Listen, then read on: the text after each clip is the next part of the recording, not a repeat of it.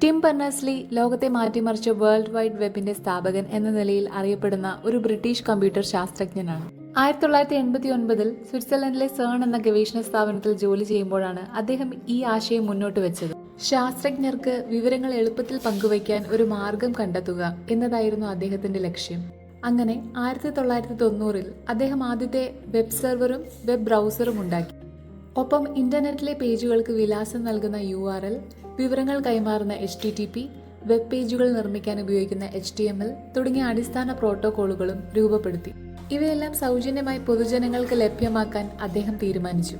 ഈ തുറന്ന സമീപനമാണ് വെബിന്റെ വളർച്ചയ്ക്ക് വഴി തുറന്നത്.